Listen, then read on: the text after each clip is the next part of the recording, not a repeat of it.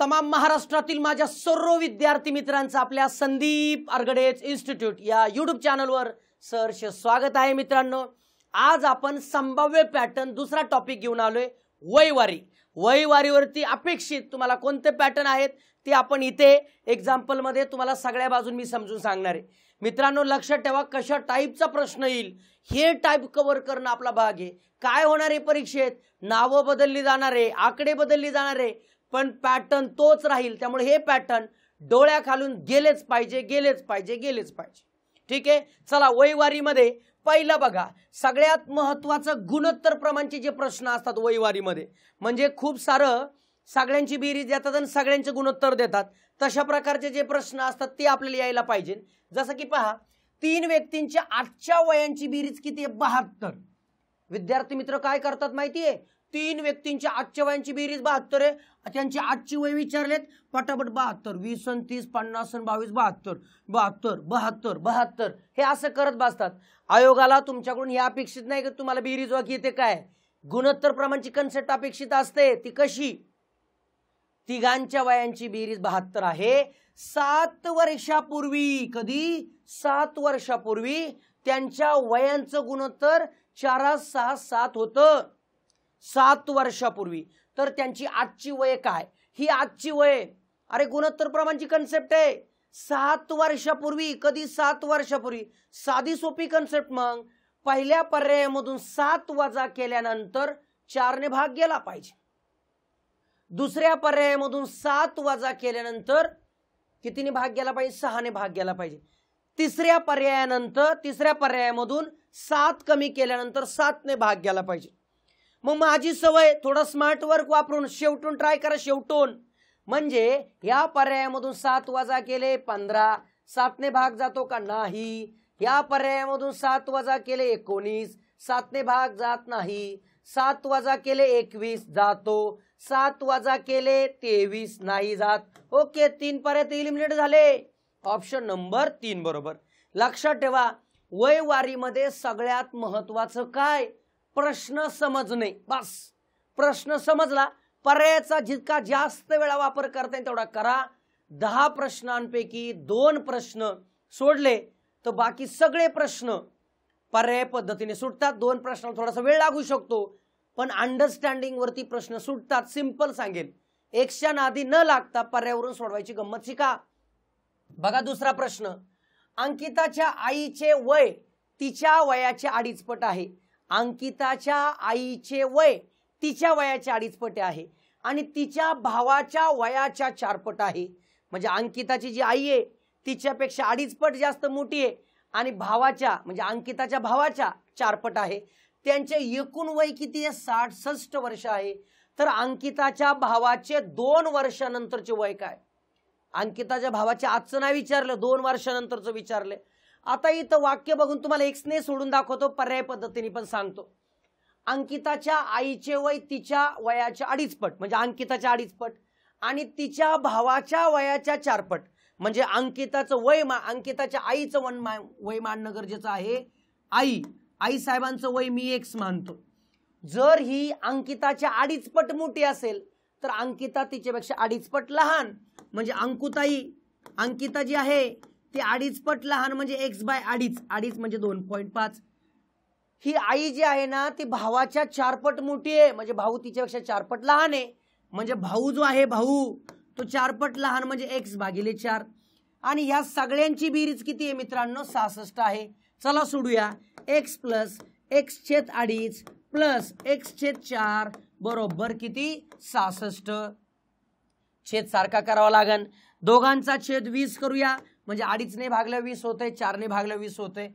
याचा छेद काही नाही म्हणजे 1, ह्याला 20 ने करायचं म्हणजे वरती 20x आला, ह्याला 20 करण्यासाठी 8 ने गुणावं लागेल, वरती 8x आला, ह्याला 20 करण्यासाठी 5 ने गुणावं लागेल, 5x आला, बरोबर 66। वरच्यांची जर बेरीज केली 20 आणि 8 28 आणि 5 33, 33x/20 बरोबर 66। क्लिअर होते बघा, x बरोबर 66/20 गुणिले 66 गुणिले 20/33, 33 दून 66 म्हणजे x बरोबर 40 आला। 40 वय कोणाचं आलं? आई साहेबांचं। आई साहेबांचं 40 आलं. मग ह्याच्यावरून मला भावाचं वय विचारलं होतं, कोणाचं भावरायाचं. भावाचं वय काय आहे 40 भागिले 4 म्हणजे 10. पटकन काही विद्यार्थी पटकन 10ला टिक करतात. आयोगाने दिलेच असते वरती, घे लवकर हो खुश. आयोगाचा उद्देश असतो बघ पहिलं. पण कधीचं मिळालं, आजचं मिळालं, आजचं भावाचं. कधीचं विचारले 2 वर्षानंतर. 2 वर्षानंतर म्हणजे +2 म्हणजे 12 वर्षाचा भाऊ असणार. आयोगाची पद्धत शिका. आयोगाला तुम्हाला एखादं उत्तर मिळालं तर पटकन आयोग द्यायची घाई करतच असतं, लवकर घे आणि खुश हो. आता हे झालं एकशा पद्धतीने. तुमच्यापैकी एखादा मला नाही सर पर्याय पद्धत तुमची बेस्ट आहे सांगा बरं. बघा हे जे आहे हे पर्याय ते कोणाचं आहे, अंकिताच्या भावाचे 2 वर्षानंतरचं वय. किती वर्षानंतरचं, 2 वर्षानंतरचं. म्हणजे अंकिताचा भाऊ समजा पर्याय 4 घेतला, अंकिताचा भाऊ आज 14 वर्षाचा होईल, 14चा. ठीक आहे, ठीक आहे. 14 वर्षाचा हा झाला, त्याच्या 4 पट त्याची आई आहे, 14 चोक 56. अरे ह्या दोघांचीच बेरीज 70 झाली, तिघांची बेरीज किती पाहिजे 66 पाहिजे, म्हणजे हे उत्तर नाही. आता या इथं वरती अंकिताच्या भावाचं 2 वर्षानंतर 12 वर्षाचा आहे बाबा, म्हणजे आज तो 10 वर्षाचा आहे. त्याच्या 4 पट आई साहेब म्हणजे 40 वर्षाची आहे. आणि कोणाच्या 2.5 पट 40 होतं, तो 16च्या 2.5 पट. 16 दुने 32 आणि परत 8 60 होतात. मग हे बघा भाऊराया ही झाली अंकिताची आई, ही अंकिता, तिघांची बेरीज बघा 66. ओके, ऑप्शन नंबर 3 बरोबर. सर तुम्ही पर्याय 4 का वापरला पहिल्यांदा. आयोगाला ओळखले मी, पर्याय वापर करत असताना खालून जायचं 4 3 2 1. ज्या वेळेस पर्याय वापरताय ना, पर्यायशिवाय पर्याय नाही ना, मग अशा वेळेस पर्याय 4 पासून ट्राय करायचं. लक्षात ठेवा, फक्त सोडवणं महत्वाचं नाही, स्मार्टली लवकर सोडवणं गरजेचं आहे. मग ह्या गोष्टी खूप महत्वाच्या आहे, त्याचा वापर करायचा. मग तुम्ही पर्याय पद्धत बेस्ट आहे का ही पद्धत बेस्ट आहे, कोणताही वापरा, पहिलं पर्याय वापरायचं. पण ह्याच्यासाठी तुम्हाला प्रश्न समजणं काळाची गरज आहे, लक्षात ठेवायचं. बघा पुढचा प्रश्न. एक माणूस आता त्याच्या मुलाच्या वयाच्या तिप्पट वयाचा आहे. एक माणूस आता त्याच्या वयाच्या तिप्पट वयाचा आहे, म्हणजे मुलगा बरोबर, हा माणूस म्हणजे वडील म्हणूया बरोबर. आजचा विचार करूया, जर मुलगा x वयाचा असेल तर वडील किती वयाचा असेल 3x. 12 वर्षापूर्वी, 12 वर्षापूर्वी, आता 12 वर्षापूर्वी साहजिकच मुलगा असेल x - 12 आणि वडील असेल 3x - 12. 12 वर्षापूर्वी म्हणजे मागे 12 जायचं, नंतर म्हणलं की प्लस करायचं. 12 वर्षापूर्वी तो आपल्या मुलाच्या 4 पट होता. तो म्हणजे कोण, वडील. वडील 3x - 12 x - 12. कोण 4 पट होता, वडील 4 पट होते. कोणाच्या, मुलाच्या. मग इक्वेशन बनवताना मुलाला गुणायचं, लक्षात ठेवा. हा जरी 4 पट असेल तर याला नाही गुणायचं, मुलाला गुणायचं. मग 3x - 12 बरोबर 4x - 48. करेक्ट. मग ह्या इकडं 3x हे इकडे आणा, -12 -12 अधिक 48 बरोबर 4x - 3x. यांचं जर केलं तर किती आलं 36. म्हणजे x बरोबर 36. x म्हणजे कोणाचं वय आलं, x म्हणजे कोणाचं वय आलं, मुलाचं आजचं वय किती आलं 36. ऑप्शन नंबर 4 बरोबर. करेक्ट. इक्वेशनचा वापर करा. सर नाही पर्याय पद्धत सांगा ना सर.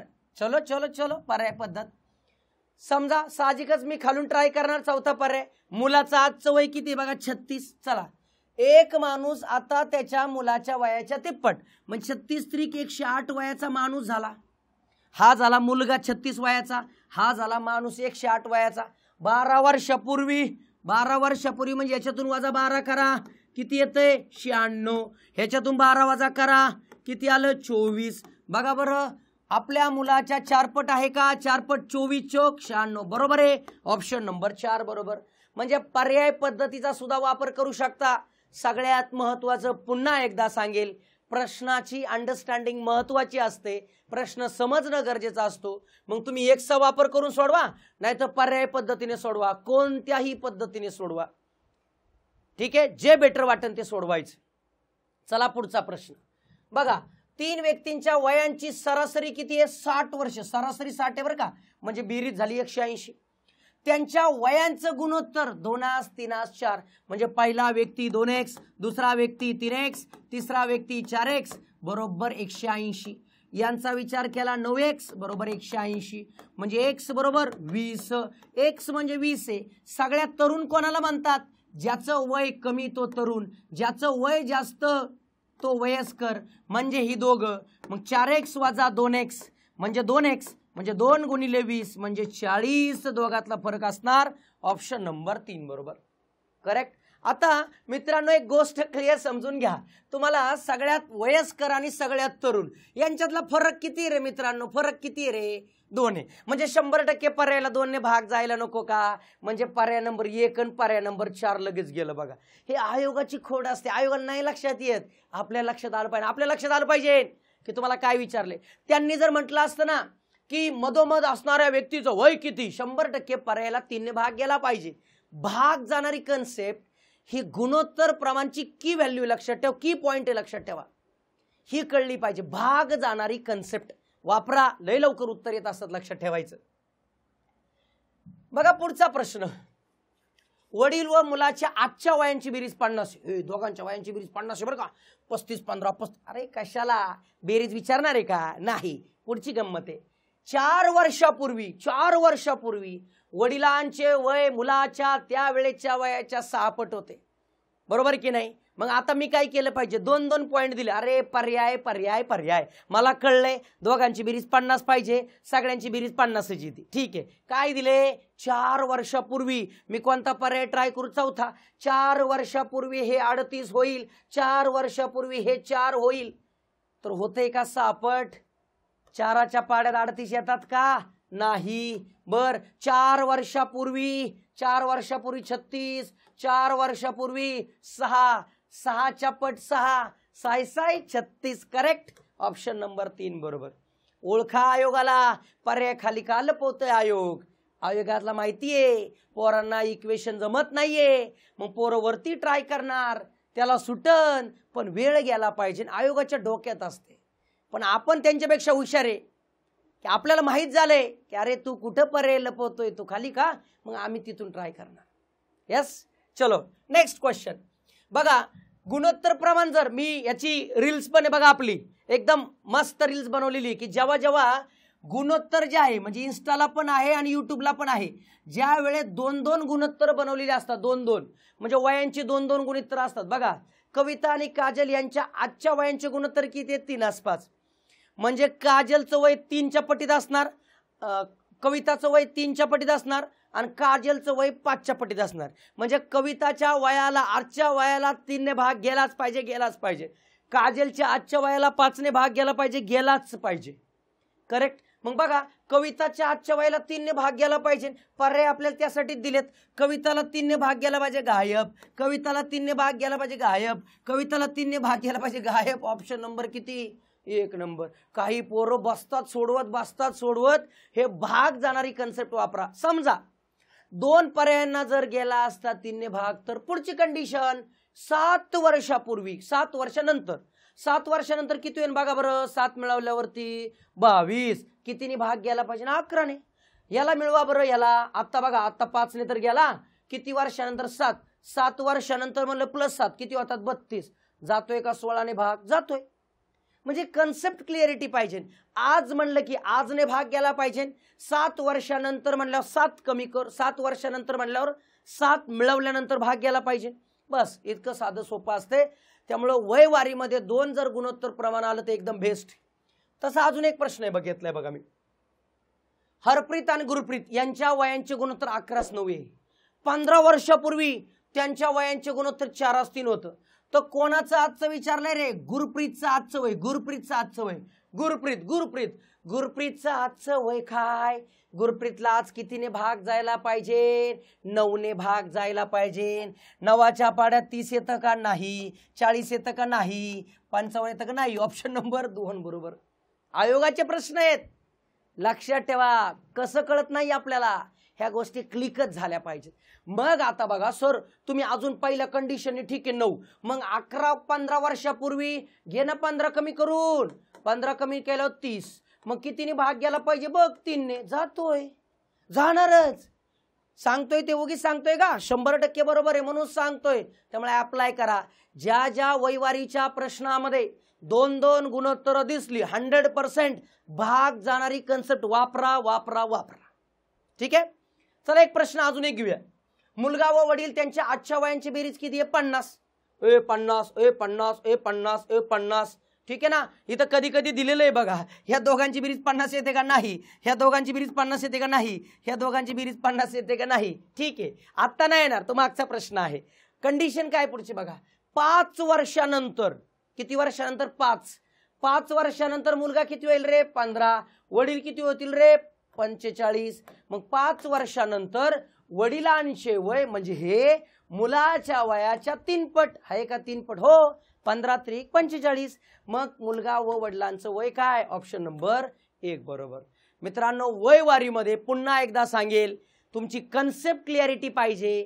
दुसरा मुद्दा, तुमचा प्रश्न वाचत असताना त्याची आयडिया क्लिअर पाहिजे. काय दिले, काय काढायचं, पूर्वीचं आहे का आजचं आहे का नंतरचं आहे, वय क्लिअर कळलं पाहिजे. बस, बाकी काही नाही.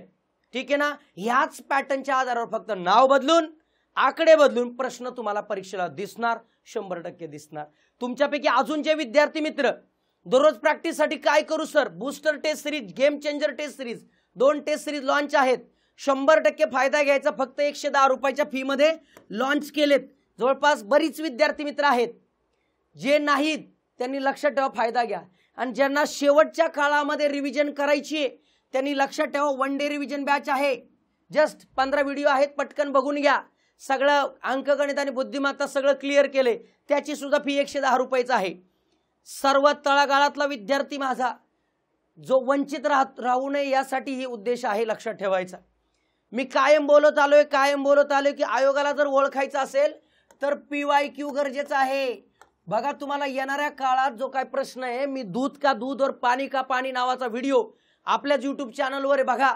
त्या व्हिडिओमध्ये मागच्या कंबाईनला आलेले प्रश्न जे आहे ना ते क्लिअर दाखवलेत की हा प्रश्न आत्ताचा घे स्क्रीनशॉट, अगोदर कधी आला होता स्क्रीनशॉट बघा ते 20च्या 20 प्रश्न तुम्हाला कळेल. आयोग त्यांचा स्वतःचा जो विचारलेला पॅटर्न आहे ना तो नाही चेंज करत, फक्त आकडे बदलतय.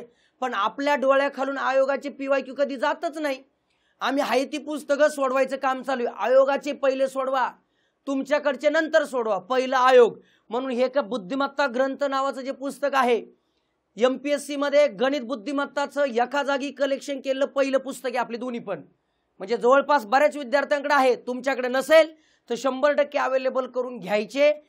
तुमच्या जवळच्या बुक स्टॉलला आहे, नाहीतर आपल्या ॲपवरती लिंक आहे, बाय बुक्स म्हणून, कुठूनही घ्या, तुम्हाला जिथं वाटेल तिथं. पण तुम्हाला पोस्ट मिळत तोपर्यंत पुस्तकांची गरज लागणार आहे आणि तिथूनच सोडवा, दुसरं कुठून सोडवायची गरज नाही.